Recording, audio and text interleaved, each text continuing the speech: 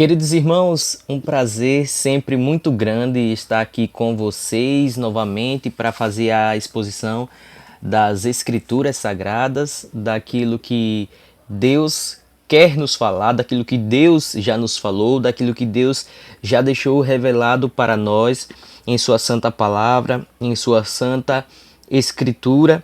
E é um prazer muito grande de todas as coisas que eu faço, de diversos conteúdos, vídeos e diversas outras coisas.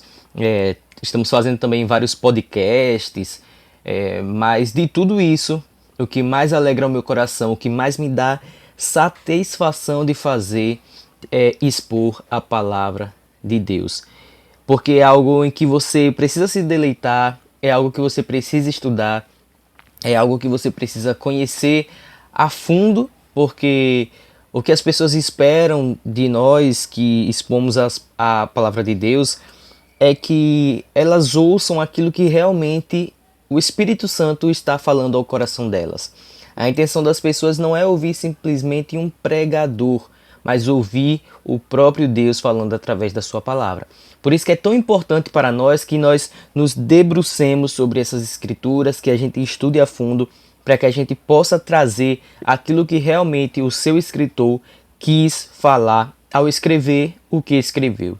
E nós estamos trabalhando toda essa carta de Colossenses há um bom tempo e é um prazer muito grande. Não estou com pressa de terminar porque é sempre muito prazeroso a gente poder ouvir e aprender.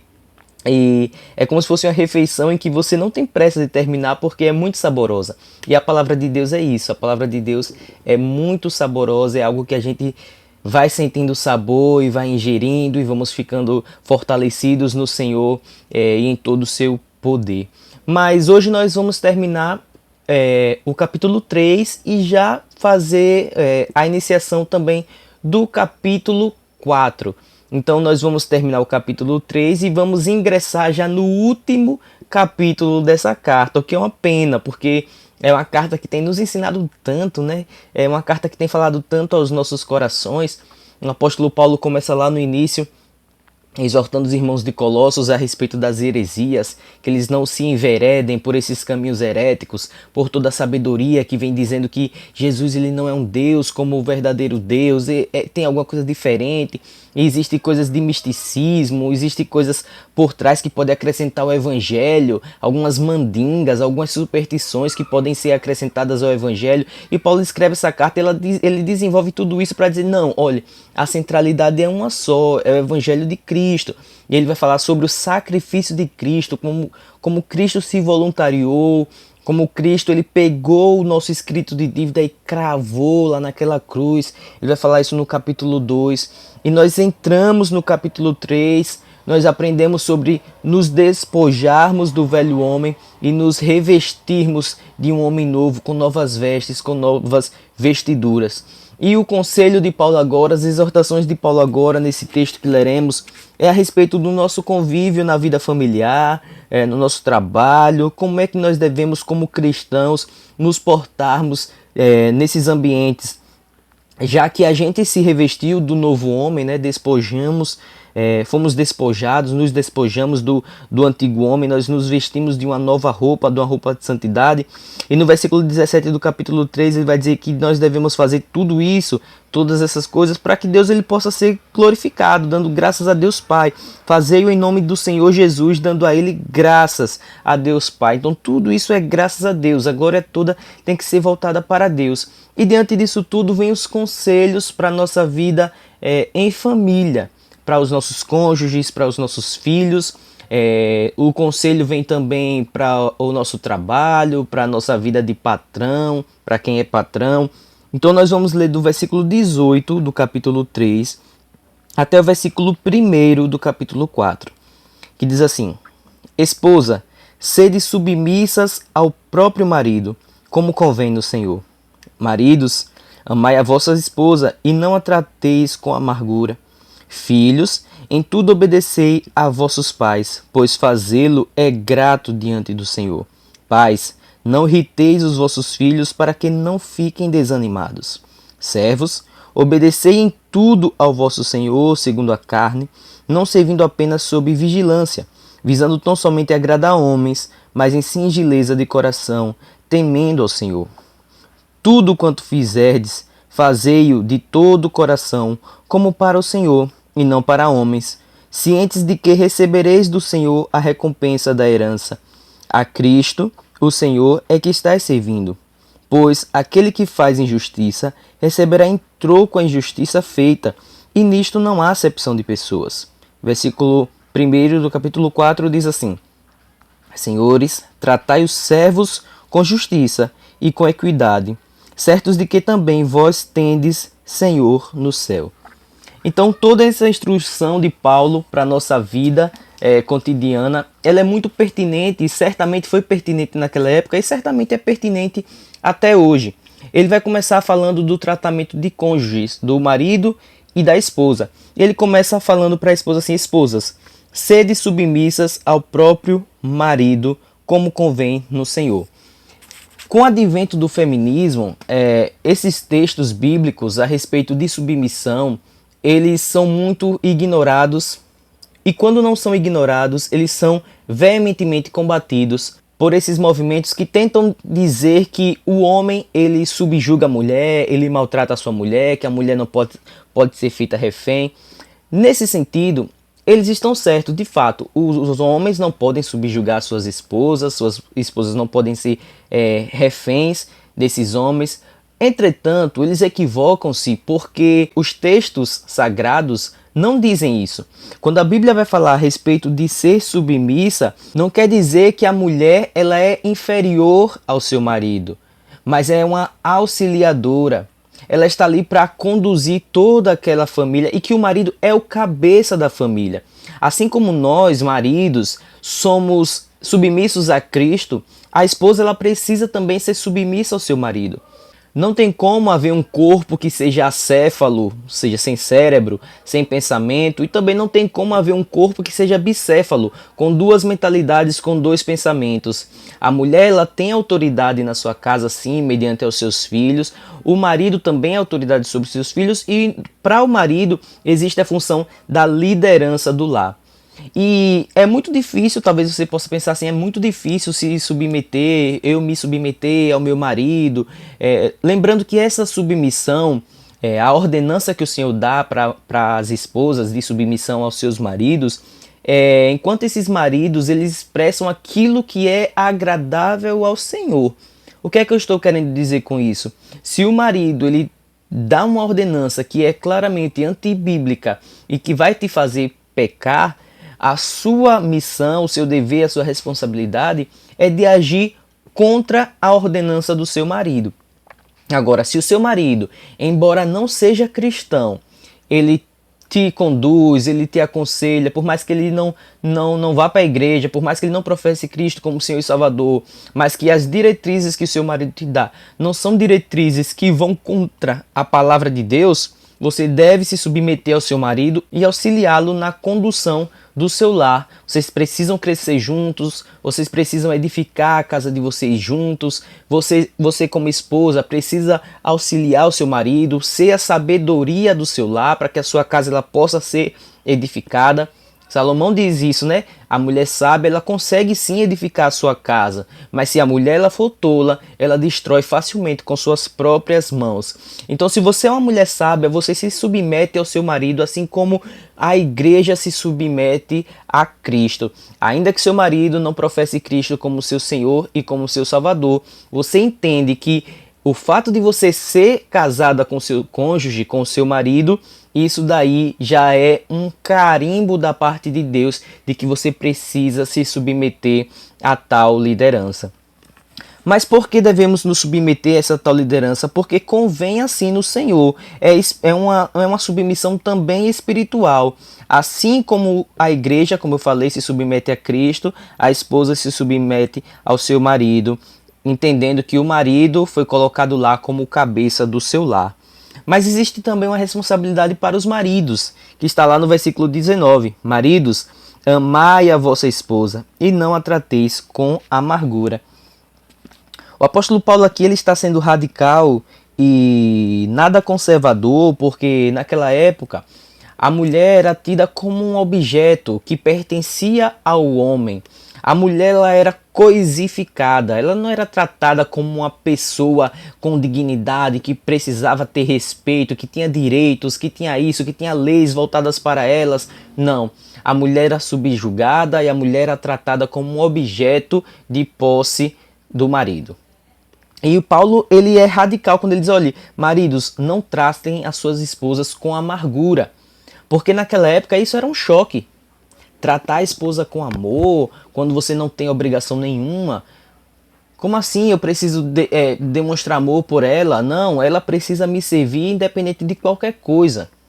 E essa lição que nós aprendemos é que nós devemos amar nossas esposas acima de tudo. Como Cristo amou a igreja, Paulo vai falar isso também em outra carta sua. Maridos, ame as suas esposas como Cristo amou a igreja e como ele se voluntariou por ela. Então como que tem que ser o amor do marido para com sua esposa? Um amor sacrificial, um amor que ama tanto a ponto de dar a sua vida por aquela pessoa. Veja, aquela pessoa que antigamente não tinha nada a ver com você, hoje ela é uma só carne com você. Ela é uma só, a ponto de você estar disposto a dar a sua vida por essa esposa. Nesse mesmo versículo 19, quando ele diz que maridos amem as vossas esposas, as suas esposas, já mostra claramente que o amor, ele não é, primeiro, circunstancial. Eu não amo a minha esposa a depender das circunstâncias. Se minha vida financeira está muito boa, ou se realmente a minha esposa me agradou, ou até mesmo se a minha esposa cumpriu ou não o requisito do versículo 18, que é de ser submissa. Eu não amo a minha esposa porque ela não foi submissa a mim. Veja, uma coisa independe da outra.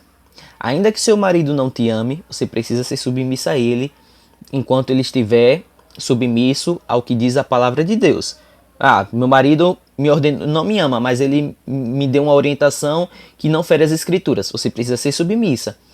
E você precisa amar a sua esposa, ainda que a sua esposa ela não seja submissa a você.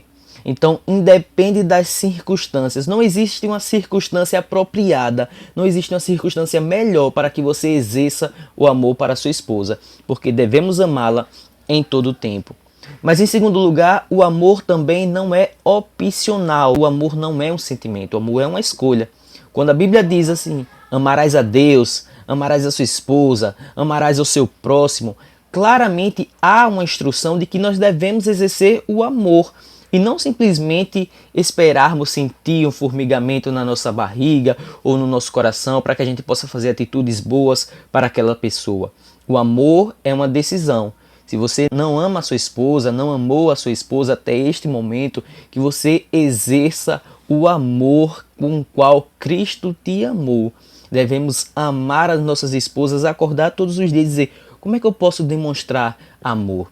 Em terceiro lugar, o amor ele não pode ser resumido em palavras. Não é você dizer 10 vezes no dia que ama a sua esposa, mas é você 10 vezes no dia demonstrar o amor que você sente. É óbvio que mulher ela vai muito pela audição e é importante para ela que você diga, amor, eu te amo, você está linda, você está maravilhosa, está cheirosa, mas o amor ele ultrapassa as palavras.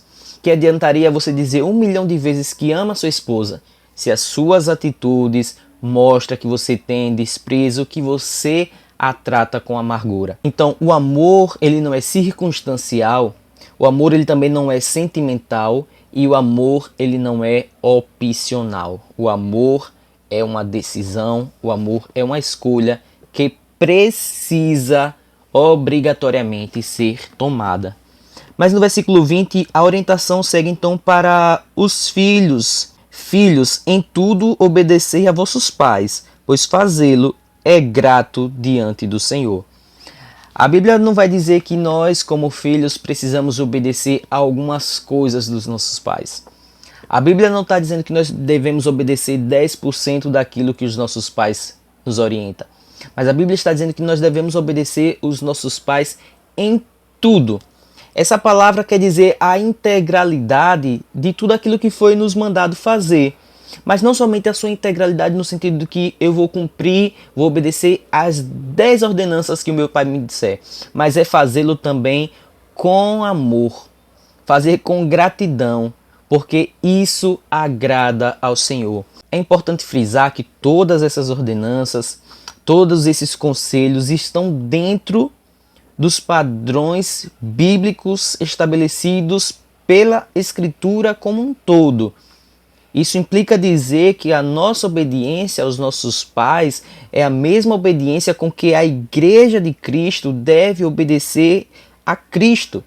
Ou seja, se os nossos pais nos dão orientações de acordo com o que é expresso na Palavra de Deus, de acordo com aquilo que a Santa Escritura nos diz, nós devemos obedecer, porque isso é de agrado do Senhor. Mas quando essas ordenanças elas ferem os princípios bíblicos, nós devemos então não cumprir essas ordenanças. A gente sabe que tem muitos pais que não permitem que os seus filhos mudem de religião. Tem muitos pais que não querem que os seus filhos professem a fé evangélica, a fé no Senhor Jesus. É óbvio que essa decisão ela precisa ser descumprida, porque antes importa agradar a Deus do que aos homens. O próprio Cristo vai dizer que aquele que não deixar pai, mãe, filho, tio, avô, avó, em nome dele, por causa dele, não é digno de recebê-lo. Então, primeiro importa que nós agrademos a Deus e depois agrademos aos nossos pais. Mas levando em consideração o contexto cristão, nós precisamos obedecer os nossos pais em absolutamente tudo com a maior boa vontade, porque isso é de agrado do Senhor. Versículo 21 é um conselho agora para os pais, né? Então o primeiro conselho foi para as esposas, depois para o marido, depois para os filhos e agora para os pais. Pais, não irriteis os vossos filhos, para que não fiquem desanimados. Então, nós pais, vocês pais, não devem provocar a ira em seus filhos.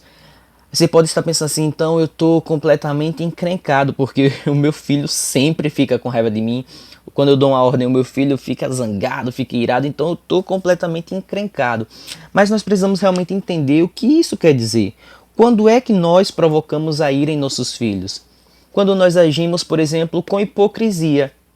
Nós ordenamos uma coisa que nós não fazemos. Você manda que o seu filho haja de certa maneira quando você não age. Você quer que seu filho se acorde cedo, a qualquer custo, mas você não se acorda. Você quer que o seu filho ele faça 10 atividades da escola quando você não cumpre 10 atividades do seu trabalho. Então, quando o seu filho ele olha para você, ele não vê um espelho, ele não vê o reflexo daquilo que você quer que ele faça. Ah, por que eu vou fazer isso se o meu pai não faz? Dessa maneira você provoca sim a ira do seu filho. Uma outra maneira de você provocar a ira do seu filho são com ordenanças fúteis. Às vezes você não tem a necessidade de ordenar tal coisa que seu filho não quer fazer, mas para querer subjugá-lo, para querer envergonhá-lo, para querer expor a sua autoridade, você acaba fazendo certas ordenanças. Ah, você não vai para a sorveteria hoje. Mas por que, meu pai, eu não vou para a sorveteria hoje? Eu simplesmente não quero que você vá para a sorveteria hoje, você não vai, acabou, ponto final. Não existe um motivo, não existe uma preocupação que justifique a proibição, não existe nada, mas simplesmente você quer mostrar quem manda. Você provoca a ira do seu filho nesse sentido. Eu estou colocando esses exemplos aqui, meus queridos, que não são exemplos que estão na Escritura. É importante dizer que esses exemplos que eu dei não estão expressos aqui, não é uma exposição da Escritura. Mas eu estou querendo mostrar para vocês exemplos de como irritar os seus filhos. Mas seus filhos eles podem ficar irritados com coisas comuns e é normal. Ah, vá limpar a casa, meu filho, você bagunçou, vá limpar a casa. E aí seu filho fica irritado, ele tem que limpar mesmo a casa, ele bagunçou. Assim como você limpa, você não está mostrando que você limpa a casa? Oh, todo mundo tem que entrar na linha. Se mora com você, tem que entrar na linha. Ah, vai arrumar um emprego, vai trabalhar. E aí o seu filho pode ficar irritado. Mas é você exercendo o cuidado e a sua autoridade como pai de forma justa. Isso não provoca a ira do seu filho. Mas ainda no mesmo versículo vai dizer por que nós não devemos irritar nossos filhos? Para que eles não fiquem desanimados. Um filho que ele é desanimado em casa, que ele perde o interesse de poder encontrar amor na sua família, quando ele olha e diz, nada que eu faço agrada aos meus pais, ele vai procurar tais aconselhamentos, ele vai procurar ser abraçado pelo mundo. Então isso é uma arma fundamental que Satanás usa para poder arrebanhar os nossos filhos. Então nós não devemos provocar ira dos nossos filhos para que eles não desanimem. Não desanimem em família, não desanimem no afeto e não desanimem também para com a palavra de Deus. Quando os nossos filhos olharem para nós, pais cristãos tementes ao Senhor, eles precisam querer amar ao Senhor, como nós amamos também a Cristo.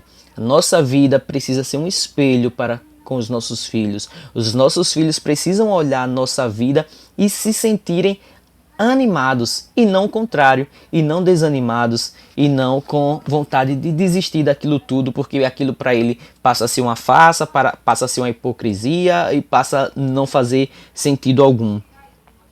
Versículo 22 talvez seja um dos versículos mais polêmicos desse texto, porque vai falar a respeito dos servos, dos escravos. Servos, obedecei em tudo ao vosso Senhor segundo a carne, não servindo apenas sob vigilância, visando não somente agradar a homens, mas em singeleza de coração, temendo ao Senhor.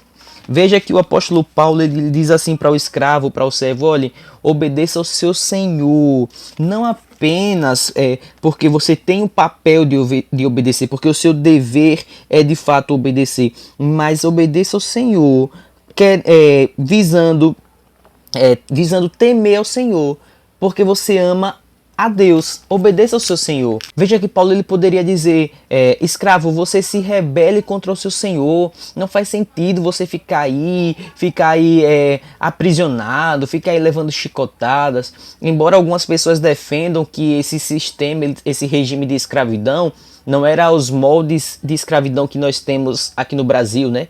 Que era acorrentados e tal. Mas outras pessoas já defendem que nessa época sim, tinha sim muita escravidão, tinha sim muita gente sendo chicoteada, os escravos realmente eram subjugados.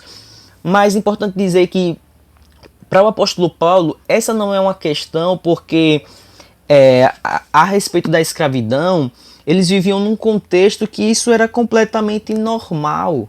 Era um contexto que ninguém questionava a respeito da escravidão, nem os próprios escravos. Antes do contrário, eles entendiam, eu sou escravo, eu mereço ser escravo, nasci escravo, sou escravo, acabou.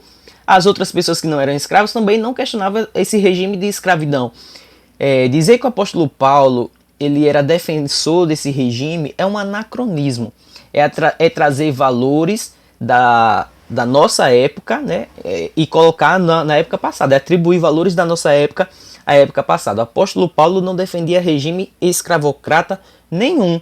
Eles apenas não tinham, eles não paravam para refletir sobre aquele assunto por aquele tema, por aquele fato ser algo completamente normal. As mulheres também eram tratadas como objetos. Mas o apóstolo Paulo ele não vai versar sobre esse tema porque era um tema cujo qual eles não se debruçavam. Era algo completamente normal. É claro que com a evolução das coisas, com o padrão estabelecido pela nossa sociedade, e graças a Deus que tudo isso mudou, nós temos uma cosmovisão cristã a respeito de todos esses temas. Da escravidão, do feminicídio, do machismo, do feminismo. Nós refletimos sobre todos esses temas. Mas para o apóstolo Paulo, para os cristãos daquela época e para as pessoas que também não eram cristãs, isso não era um assunto a ser debatido na época. Então o apóstolo Paulo ele pega aquela lei que já existia e ele vai tratar como um cristão que morava naquela época e que estava submisso àquelas leis, deveriam se comportar. Ele vai dizer assim, se você é um escravo, se você é um servo, vocês precisam obedecer ao seu Senhor, como se estivessem obedecendo a Deus, não simplesmente para agradar o seu patrão, não simplesmente para agradar o seu Senhor. Talvez ele poderia acrescentar aqui, não simplesmente para não levar chicotadas, mas para agradar ao Senhor, fazendo de todo o coração, porque é isso que o Senhor espera de você como um cristão. Talvez o exemplo daqueles servos pudessem levar os seus senhores a Cristo. Então o apóstolo Paulo, ele vai dar essa diretriz para aquelas pessoas que eram escravos, que eram servos. Versículo 23, ele vai dizer: tudo quanto fizerdes, fazei-o de todo o coração, como para o Senhor e não para homens.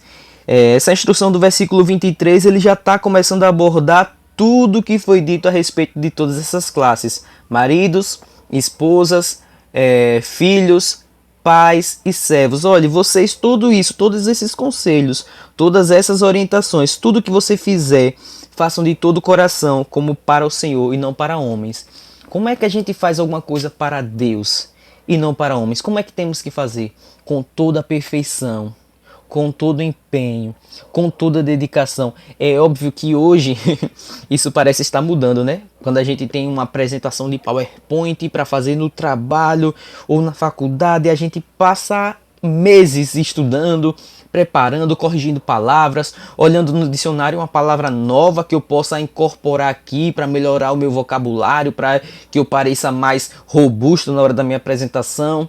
Mas quando nós nos debruçamos sobre as coisas de Deus, as coisas concernentes ao reino, nós fazemos muitas vezes de forma relaxada. O Senhor aceita. Eu não estou aqui para agradar, ainda usamos isso, né? Eu não estou aqui para agradar homens, mas é justamente por esse motivo que nós devemos dar o nosso melhor, com todo empenho, com toda a dedicação. É isso que o apóstolo está dizendo, isso que o apóstolo Paulo está dizendo. Olha, quando você fizer isso aqui, olha, quando você for submissa ao seu marido, não seja submissa a ele simplesmente porque você o ama, mas porque você ama ao Senhor. Quando você tratar sua esposa com todo carinho, de forma que ela não se sinta amargurada, nem desprezada, quando você fizer isso, não faça isso simplesmente porque você ama aquela pessoa, mas primeiramente porque você ama Cristo, porque você ama o seu Senhor. Essa tem que ser a nossa motivação, a motivação do nosso coração. Porque nem sempre fazer a coisa certa faz com que as coisas não sejam pecaminosas. Você pode fazer a coisa certa e ainda assim está em pecado porque você não está fazendo aquilo com a motivação correta. Você pode servir perfeitamente na sua igreja, mas se você serve com a intenção de se aparecer, você está fazendo isso com o coração completamente contaminado pelo pecado. E é isso que o apóstolo Paulo está dizendo. Façam tudo isso, façam de todo o coração sim, se empenhem sim. Façam tudo bem empenhado, mas quando fizer isso, faça como se você estivesse fazendo para Deus, para o Senhor, e não para os homens. Versículo 24 ele diz: estejam cientes, cientes de que recebereis do Senhor a recompensa da herança. A Cristo, o Senhor, é que estás servindo. Quando nós fazemos isso, nós temos já uma recompensa para nós. Devemos fazer isso com todo amor, não o amor pela recompensa em si, o amor pelo Senhor, mas o fato de trabalharmos dessa maneira, amando ao Senhor, vai nos trazer uma recompensa. E melhor que isso, vai trazer uma recompensa para o reino. O nome de Cristo ele vai ser glorificado, o nome de Cristo ele vai ser exaltado. As pessoas verão Cristo através da sua vida, através das suas atitudes, e é isso que importa. Mais importa obedecermos a Deus do que aos homens. E ele ressalta dizendo: a Cristo, o Senhor, é que estáis servindo. Vocês estão servindo um rei. Irmãos, isso é maravilhoso porque servir a Cristo não é servir qualquer pessoa. Pense, uma pessoa que está numa festa e que está servindo água, ela é o garçom da festa, ela está servindo água numa festa de aniversário. Aquilo ali talvez para ela seja um fardo, talvez seja um trabalho que ela conta as horas para ir para casa. Mas é diferente daquela pessoa que ela tem a honra de servir a um presidente da república em uma reunião ministerial. Veja, eu fui chamado para servir o presidente, para servir os ministros do presidente ali. E servir a Cristo está em um degrau assaz elevado, em um degrau muito alto, muito acima disso, muito além disso, de qualquer perspectiva, muito além de presidentes, muito além de reis. Nós estamos servindo ao Rei dos Reis e Senhor dos Senhores. É por isso que devemos dar sempre o nosso melhor. Versículo 25 vai dizer: pois aquele que faz injustiça receberá em troco a injustiça feita, e nisto não há acepção de pessoas. Todo mundo terá a sua recompensa, tanto aqueles que fazem coisas boas, quanto aqueles que fazem coisas ruins. Certamente nós colhemos aquilo que plantamos. E esse versículo ele encerra dizendo que nisto não há acepção de pessoas. Não importa se você tem dinheiro, se você tem fama, se você tem influência aqui nesse mundo, todos nós, sem exceção, colheremos exatamente aquilo que plantamos. Se você é um rico e que faz coisas ruins, você vai colher também coisas ruins. Se você não serve a Cristo como Cristo merece ser servido, você terá a paga por isso. Se você é um péssimo marido, se você é um péssimo patrão, se você é um péssimo senhor, se você é uma péssima esposa, um péssimo filho, um péssimo pai, vocês terão a paga por isso. Eu também teria a paga por isso. Mas falta uma classe que Paulo resolve falar também sobre ela, que são a classe dos senhores. Falou sobre os escravos e fala agora com os senhores. E veja como Paulo não é nem um pouco conservador nesse aspecto. Ele vai dizer no versículo 1 do capítulo 4: senhores, tratai os servos com justiça e com equidade, certo de que também vós tendes Senhor nos céus. Então, se há quem defenda que Paulo ele era um escravocrata, aqui Paulo está equiparando o servo ao Senhor. Se o servo ele tem deveres, Paulo está aqui dizendo: senhores, vocês também têm deveres para com os seus servos. E isso, com o olhar daquela época, é muito espantoso, porque o senhor de escravos, o senhor de servos daquela época, era alguém que era sublime. Ele não deveria dar crédito nenhum para escravo nenhum. Ele não precisava mostrar amabilidade, justiça, nem nada. Tudo que aquele senhor fazia era justiça, porque o servo, o escravo, pertencia a ele. Se esse senhor do nada ele acordasse e dissesse assim: tô afim, olha, vou quebrar a perna desses escravos aqui por motivo nenhum.